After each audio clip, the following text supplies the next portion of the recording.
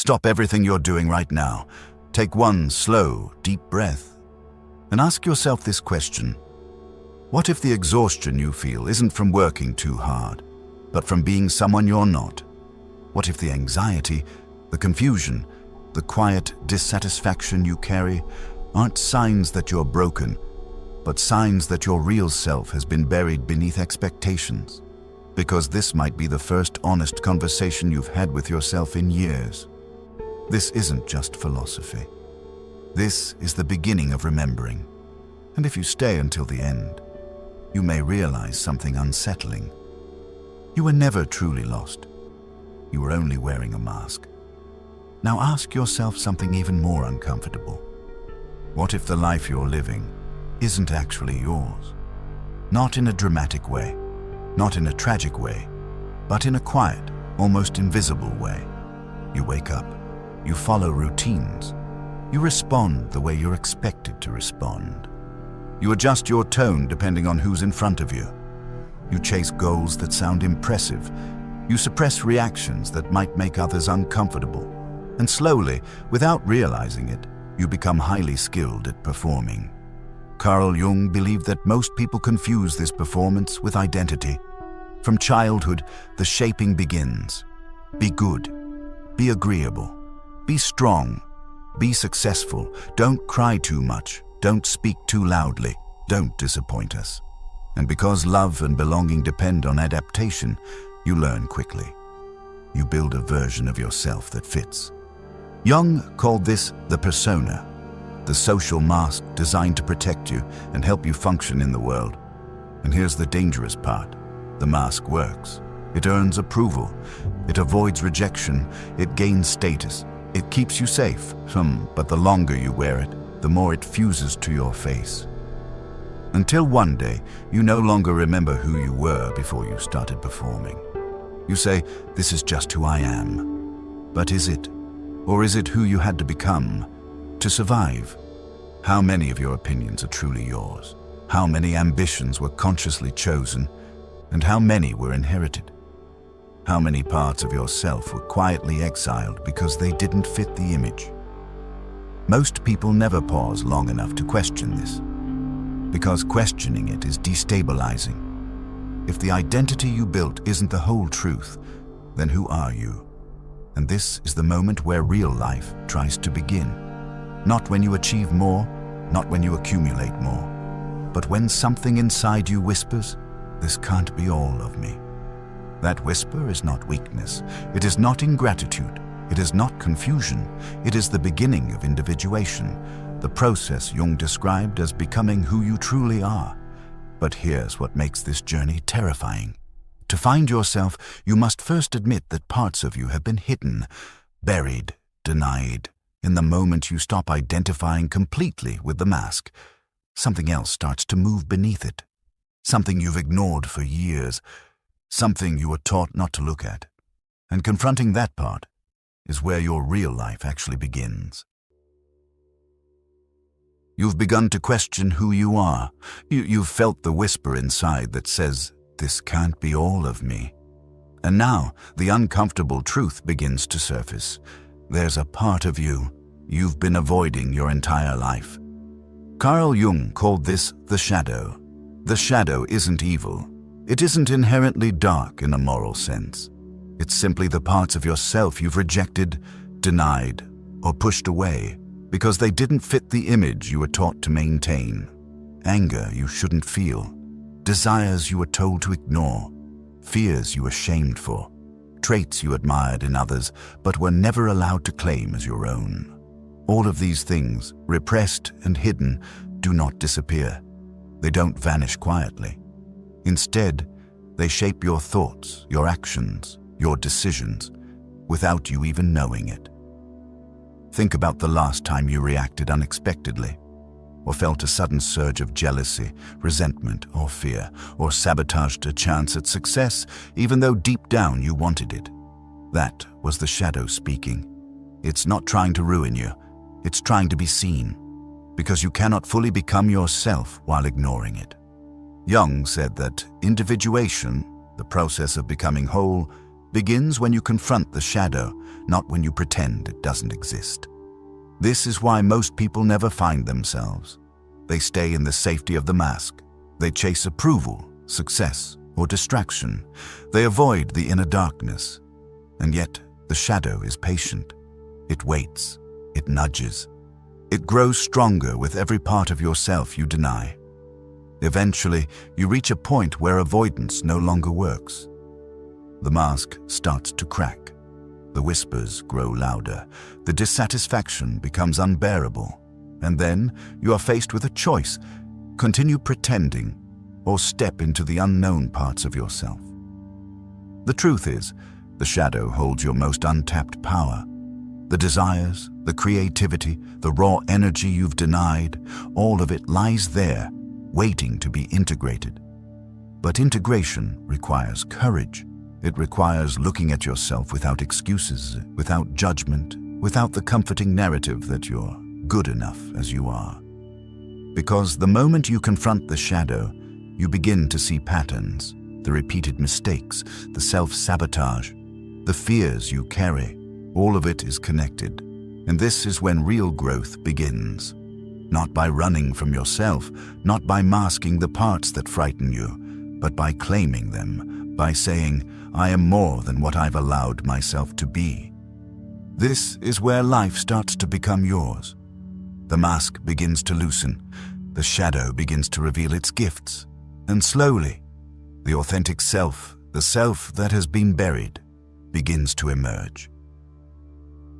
By now, you've begun to see the cracks, the mask you've been wearing all your life, and the shadow you've been avoiding.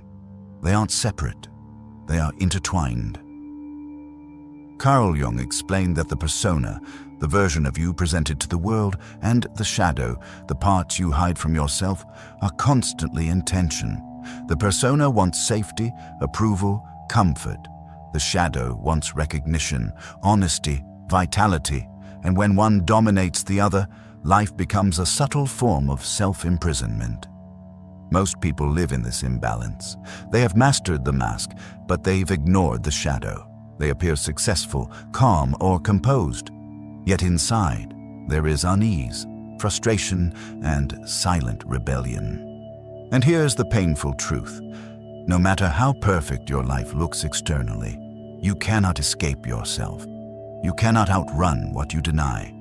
You cannot distract what you refuse to see, because the shadow doesn't want to harm you. It wants to be integrated. It wants to be acknowledged. It wants to guide you toward a more authentic life. But integration is not easy. It requires courage to face the parts of yourself that make you uncomfortable, the impulses you were told to suppress, the mistakes you've repeated, the desires you've hidden even from yourself. And yet, the rewards of this confrontation are profound. When you acknowledge your shadow, you begin to reclaim energy that was scattered in fear and denial. You begin to notice choices you never allowed yourself to make. You start to move with authenticity rather than performance. The mask begins to feel lighter. The shadow begins to feel like a guide, not a threat. And slowly, the real you, untouched by expectation, begins to emerge.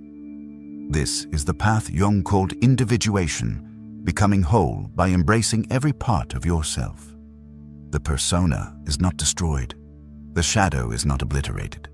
They're harmonized, and in that harmony, life begins to feel different, richer, deeper, freer. You begin to understand why you felt restless or disconnected. Because your energy was divided, your attention was fragmented, your selfhood was incomplete. And when you start to unify these parts, when the mask loosens and the shadow is seen, you start to feel what it really means to live as yourself. Not the self imposed on you by others, not the self dictated by fear or habit, but the self that has always been there, waiting to be remembered. By now, you've seen the mask. You've confronted the shadow. You've started reclaiming the parts of yourself that were hidden, denied, or forgotten.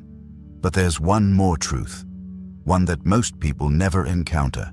The self you've been seeking is bigger than the persona, bigger than the shadow.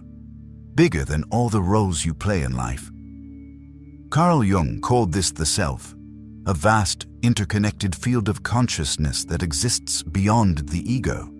The ego tells you, I am only this, I am only that, I must achieve this to be worthy. But the self whispers, you are limitless. You are not defined by expectations. You are not trapped by fear. You are more than you have been told you are. Imagine a river you thought ended at the edge of a cliff, only to discover it flows into an endless ocean. Your ego is the river. Your self is the ocean. The ego fears the unknown. It clings to the familiar mask. It avoids the shadow, but the self is patient. The self is boundless. The self is waiting for you to remember it. And here's the paradox. Suffering, doubt, and fear are not caused by the world outside. They come from identifying with the limited ego. They come from living as a mask and ignoring your shadow. The moment you embrace the totality of yourself, the persona, the shadow, the hidden, the rejected, and the infinite self, something extraordinary happens. You stop chasing life. Life begins to flow through you. Decisions feel aligned. Energy feels natural. Your presence becomes undeniable. You realize that everything you thought was missing was never outside of you. It was buried inside, waiting for recognition. This is why many people never awaken. They never confront the shadow. They never loosen the mask. They never allow themselves to expand beyond the ego. And yet, you have already taken the first steps. You have paused, you have questioned, you have begun to see the hidden forces shaping your life. And the next step, the one that truly transforms life, is to fully remember you were never lost. You were only distracted. You were only conditioned. And now, you are free to step into the life that is yours, because life begins not when you achieve, acquire, or perform, but when you remember who you truly are. At this moment, you've glimpsed the mask, you've faced the shadow, you've sensed the limitless self that exists beyond the ego. And yet, awareness alone is not enough. Awareness is the spark, action is the flame, because life does not change simply by understanding it. It changes when you live it. Every day, every choice, every interaction is an opportunity to step closer to the self you've been avoiding, to integrate the parts you've denied, to loosen the grip of the mask, to honor the whispers of the shadow, to expand beyond the ego's limits. And when you do this, truly do this, you begin to notice the subtle transformations. Your energy becomes fuller, freer, less fragmented. Your relationships feel deeper, more authentic. Your ambitions align with what genuinely matters, not what was expected of you. Your life begins to feel undeniably yours. This is not sudden. It is not easy. It requires patience, courage, honesty, but it is the only path toward real fulfillment. And here's the final reminder. You are never lost. You are never broken. You are only wearing a mask. The self you've been searching for has always been there, waiting for you to remember it. So pause, reflect, breathe, and start choosing the life that truly belongs to you. If this journey resonates with you, if it stirs something deep inside, then consider taking the next step. Subscribe, because this is just one conversation. There are many more waiting, about the mind, the self, and the truths most people never face. And if you stay with us, you'll never stop discovering the parts of yourself the world tried to hide. Think about that, and welcome back when you're ready.